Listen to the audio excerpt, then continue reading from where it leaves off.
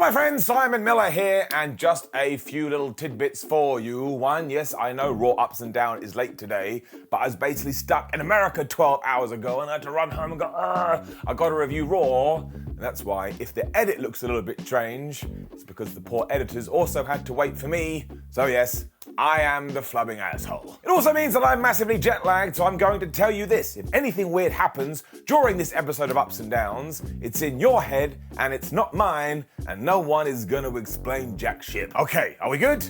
Yes, we're good. Let's up those damn downs. Man, do I love it when Raw opens with nonsense, because the show started and we just saw Seth Rollins and Riddle fighting in the back, and it got so out of control they started to brawl in front of the fans.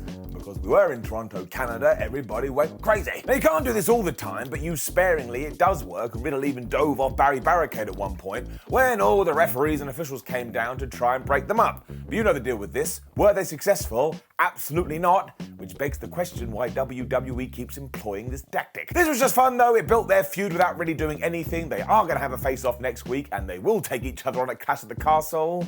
Thought it got you all pumped and ready. Up. We were still going to get some kind of Raw opening promo segment though, because straight after this, Trish Stratus returned to WWE, because of course we were in our hometown too.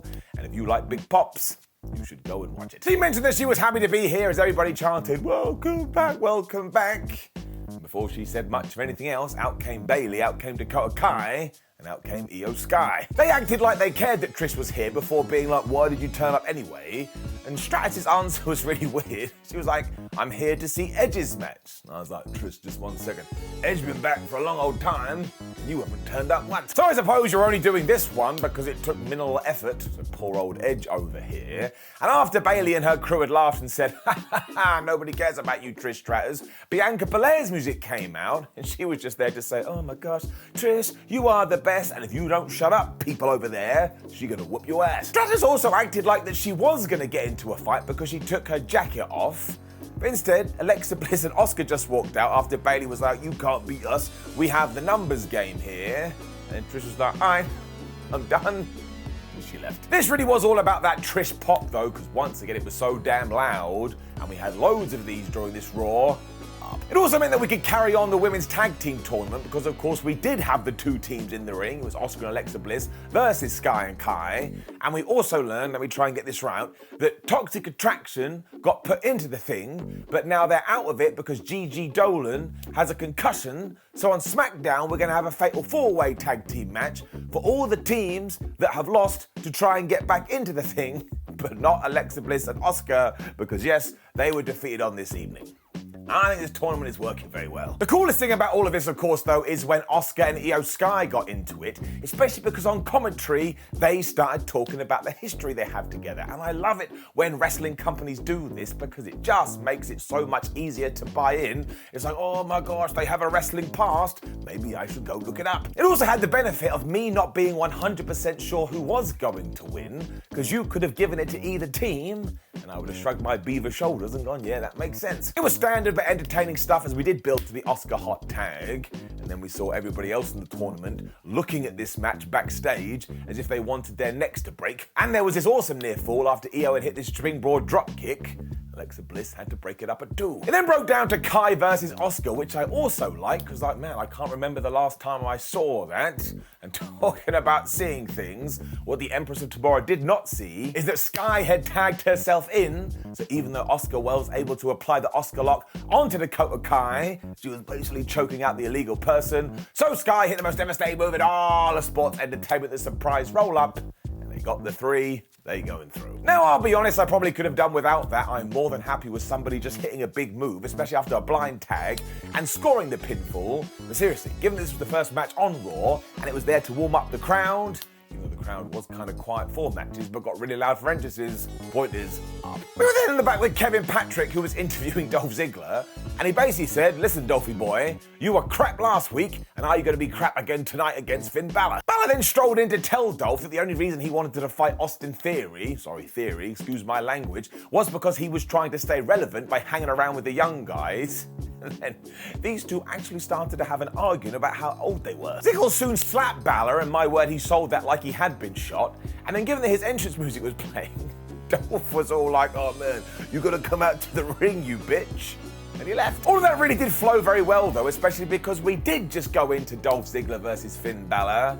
Honestly, you could rerun this for the next 100 years in any universe, it'd probably be pretty good. Rhea Ripley also came out with Finn, who does have a brand new entrance theme. This absolutely cracked me up as well, because it was like Alter Bridge realised, wait a minute, Edge isn't in Judgment Day anymore, and we only support Edge. When we sit down to watch wrestling, if we do not see Adam Copeland on our television screen, we just turn it off, and we will not give a green light to have our music for anybody else, so screw you. Balor got crazy here too, because he kept grabbing Dolph's head and just slamming it into the turnbuckles, and then when Ziggler tried to fight back, he got him again and threw him chest first into the turnbuckle. And the fans were just so into Dolph Ziggler that when he got a near fall after the Famouser and when he got another near fall after the zigzag, it translated from the television and it got you all pumped up. And once again, while I kind of assumed Finn Balor was going to win because he's in a story and Dolph isn't, I couldn't be sure. And of course, eventually Balor went massive dick because he managed to grab the referee's arm, which caused the distraction. And then Rhea Ripley, who is on fire right now, not literally, smacked Dolph, which was the end of him. He got hit with the DDT, he got hit with the coup de grace. Finn Balor got the result, and he ain't done for the evening. This was good. Up. We then had an Aaliyah interview after this, and the stupid questions kept coming, because she was asked, oh man, are you surprised your team with Raquel Rodriguez is as good as it was? What did you think Ali was going to say? No, I thought it was going to be crap, but I'd do it anyway. This is when Bayley and her buddies were back again going, you're such an idiot, Aliyah. You have come to Raw with no backup. But actually, she did have backup because Trish Stratus was here. Like, damn it, you're a liar. You told me you were here for Edge. This match did get made, though, meaning later on it was going to be Aaliyah, who is from Toronto, taking on Bayley in her first match back since injury. And that felt like a good idea at the time. I mean, that sounded like, oh, I want to watch that, but we'll talk about it later. I mean, all these things were happening in order to keep you watching into the second and third hour, as was the fact that out came the Alpha Academy, which Chad Gable is just great. He was just going off about how stupid Canada is and how stupid you are and how stupid I am and how stupid everybody is, and the fact that he just wants to fight right now, so he is issuing an open challenge. And I was like, man, please let Kevin Owens answer. And then he did, and seriously, if you want to feel better about everything going on outside the door, just go and listen to his reaction. It's the best. This was so smart too, because everybody knew this was going to happen, even though I think Kevin Owens is going to go mega heel. And the way he worked this match, I've said it before and I'll say it again, if he is not going back to the NXT version, then something is wrong with my brain. I mean, he just feels so much more aggressive, and then he's got his eye on the prize. Don't get me wrong. Gable was still suplexing his ass during this, and at one point did a German, and Kevin landed right on his head. I'm a terrible person, and I enjoyed it. Owens also hit this tremendous frog splash, even though Gable was halfway across the ring, and then they were soon tussling on the top. And even though Kevin Owens pushed Chad off, he just popped back onto the top, and that's when KO grabbed him and gave him that exploder fisherman suplex avalanche thing. And honestly, that really needs to become a finishing move because it's damn devastating. As it turned out though, we had a different idea of how to close this because yes, Kevin Owens grabbed Chad Gable, he pushed him into the ropes, and he gave him the pop-up powerbomb for the 3 NXT. And I'm sure he will still use the stunner at some point, especially because 30 seconds after this, they used the stunner. Because Owens charged him like an end-of-level boss, which is when KO did hit the stunner, he then took care of Chad Gable as he stood there to just breathe in the cheers. I'm so excited about what we're going to do with Kevin Owens moving forward. And if he is not a champion of some sort within the next 12 months, something has gone terribly wrong.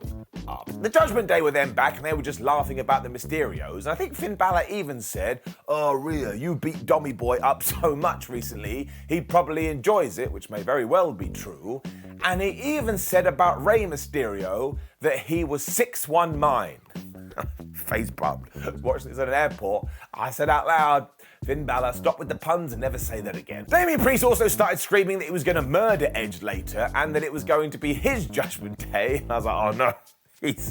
He's doing it as well. But I will say this version of the group is the best one, dare I say it, finally clicked. And then yes, it was Aliyah versus Bayley. Now given my flight, I've been on a lot of social media today, and I have seen a lot of comments and a lot of opinions about this, mostly saying that Aliyah isn't ready for the main roster, and there was nothing that Bayley could do, and that this absolutely sucked. And sure, in the early going, Aliyah was just spamming the shit out of the most devastating move in all of sports entertainment, and there were a few other spots where it all fell apart. but I didn't think it was as terrible or as bad as everybody was saying it is. I mean, does Aliyah need more ring time? Yes, she does. But that probably means you need to put her in the ring and give her more ring time. Now, would this make more sense doing it down on NXT? Yes, it would. But we're here now, people, so we may as well just accept it. You can kind of tell that the commentators thought this too, because a large portion of this was just Byron Saxton and Corey Graves yelling at each other, to the point it did get a little bit distracting. And eventually, Bayley was able to hit the Rose Plant and get the 1, 2, 3. Now, I've thought about this, and I've thought about this, and I've thought about this. Sometimes I just think it's nice to praise effort. I bet sometimes you've gone to work and you've tried really hard, but things just haven't worked out as intended. I also felt quite bad for Aliyah today. She didn't go out there to have a bad match, and I stand by the fact that it wasn't good. It was just kind of mediocre, but I am giving it an up, just because I think somebody needs to fight her corner, because the internet can be really, really mean. Bobby Lashley and AJ Styles will then walk into the ring backstage because they're friends for some reason, and we did this because, of course, it meant in the background there was Adam Pearce and some officials looking at something that was on fire. Wink, wink, nudge, nudge, Dexter Lumis. Now, I don't know who keeps letting him in the building, but here's a piece of advice for you. Stop it. Amazingly, it was also going to be this 2 versus The Miz and Ciampa. And talking about social media reactions, there are so many people out there saying they do not like The Miz and Ciampa together. I don't know what it is, but I think they work perfectly, especially when they come out with those stupid cards over their necks. I mean, the one thing I would get rid of is the fact that Miz is obsessed with his testicles. He was still wearing this I have massive balls t-shirt. And if you have bought that piece of merchandise, I want you to let me know in the comments. I'm not going to do anything. It's your money. You'll have to do whatever the hell you want. I just think you're a bit weird. Bobby must have felt the same because he just suplexed the shit out of Ciampa in the early going. Even when he tagged in The Miz and The Miz gave him some shots, Bobby just took him and he launched him out the ring, and he grabbed Ciampa and he launched him out the ring too into The Miz. And we really need to get a proper feud for Bobby Lashley too, because he has all the momentum now and we must capitalize on it. As ever, when we came back from the break, the bad guys were magically in charge, so I've decided that somebody was shining a torch from the crowd and it hit Bobby Lashley's head and accidentally blinded AJ Styles, which is why he did get beaten up for a while. Then we had a hot tag for Bobby Lashley. I mean, this was just your standard WWE tag match, but it was fine, and everybody seemed to be enjoying it. The difference came in what happened at the end of this, because AJ Styles rolled to the outside after he had whooped some ass, and when he got over by Barry Barricade, some crazy dude grabbed him. Now, the security were right on this, and they grabbed that man away, but then on the other side, to the left of Barry Barricade, The Miz was doing the same. Dexter Lumis appeared. He dragged him off into the abyss, so he kidnapped him. And do you know what this audience did? They all cheered. So here's what I want you to do today. I want you to go find your non-wrestling fan friends and say, a man got kidnapped and everybody thought it was the best thing ever. You let me know what they do. It also meant this match was thrown out. I suppose it was a disqualification. And you can't really argue that one. Now, I am going to say it went way too long to end in a DQ. This was like 15, 16, 17 minutes. And if you knew you were going to do that, just top it out at 10. But I can't help but laugh that if you read the record books, it would say disqualification because somebody got kidnapped.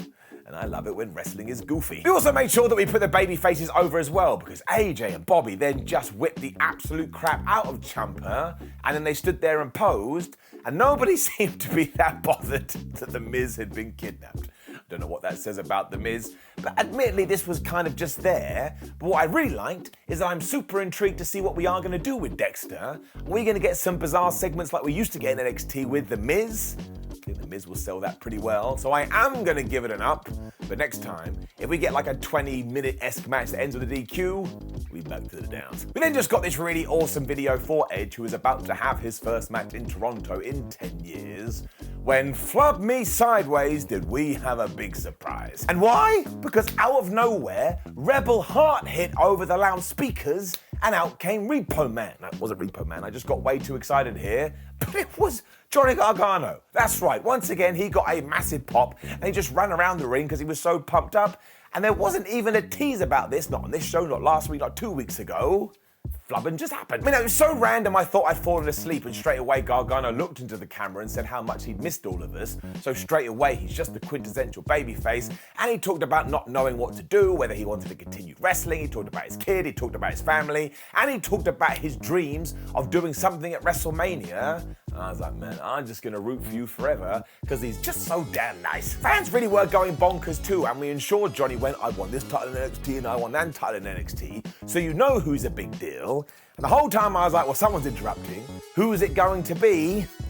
And it was Flubbin' Theory. Now, of course, if you are a big NXT fan, you were probably dancing around the place because they used to be in a group, although Theory sees this very differently now because he is the master, Johnny Gargano is the rookie, and if he is going to stay on Raw, maybe he should carry Theory's bags and carry his briefcase around. If Gargano doesn't want to do that, he should just go away, so John was all like, oh man, yeah, I'll do that, it sounds really good, and just when they're about to celebrate, he super kicked Theory right in the face. So I presume this is the feud, and put your hands up if you can see a world, you can see a scenario where Johnny Gargano wins the briefcase. My hand stays up. So this really was absolutely awesome in a moment in time, mostly because of the reaction, so fair play to WWE for saving this for Canada, who just go absolutely nuts about everything, to the point, even if you didn't know who Johnny Gargano was, in around about 3 minutes, you're gonna go, well, that guy must be a super duper star. To the point, it doesn't just get an up, it gets the golden up. Which of course brought us to our main event, which was Adam Copeland Edge returning to his homeland to have a match against Damian Priest. And I just thought this was lovely. Because not only did Edge also get an absolutely massive reaction, but Damian Priest is a really good wrestler. Once again, if you give them time, and we did here, they had like 20 minutes, it is very unlikely they're gonna have a bad match. And I thought they absolutely smashed it. The Radar Superstar went full Superman to begin with because he was just wrecking Priest, who of course had come to the ring by himself because he didn't need his buddies anymore. The way he also got back into this is when he grabbed Edge and he gave him the Razor's Edge through Alan the announce table. Now Edge is a 48-year-old man. If somebody gave this to me, I would freak out. And look, I'm a perfectly normal human being. So the fact that he's doing this near 50, round of applause. This was all building to the finish though when the referee got taken out and straight away there was just a bunch of chairs in the ring because they both wanted to give each other a concerto, which do not forget is a death sentence. But ultimately, it didn't work out for Damian Priest, although he did hit the South of Heaven to make you go, oh, maybe he would have won if we had an official. Then Edge did that thing when even though he could use the chair, he pulls like a bit off of it and he does that crossface thing. When he did it Damian Priest looked like this. Edge then followed this up with a Canadian destroyer, because you know he is Canadian and he's like a destroyer man or something, but it was very well thought out. He hit the spear, he got the 1, 2, 3, and everybody just stood up and went crazy. And I haven't done this justice because again we're against the clock here, but it was an excellent main event. Edge is just good, so is Damian Priest.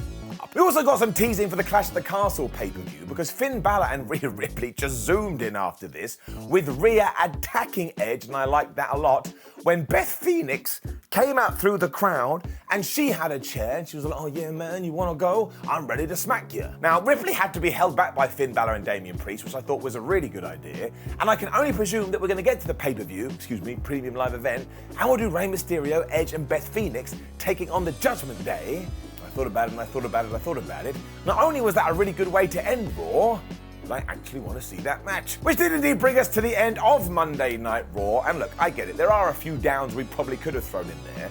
But with the crowd and how well this was put together, I was like, no man, we are just gonna throw some positivity out there today. Even more so because I had to watch this in an airport. I'm like, did I actually get a true experience? Probably not, but I know that it entertained me and it did the job because it distracted me. The irony of that, so of course it gets an up. Now please do leave a comment below and let us know what you thought about last night's episode of Raw. Like the video, share the video and subscribe. Head on to WhatCulture.com where you can read yourself some articles. Make sure you follow us on social media at WhatCulture WWE and Simon Miller 316. And I do believe we have other videos. You should watch them. My name is Simon WhatCulture. Thank you very much for supporting me as always. Once again, sorry for the delay. And I'll see you again very, very soon.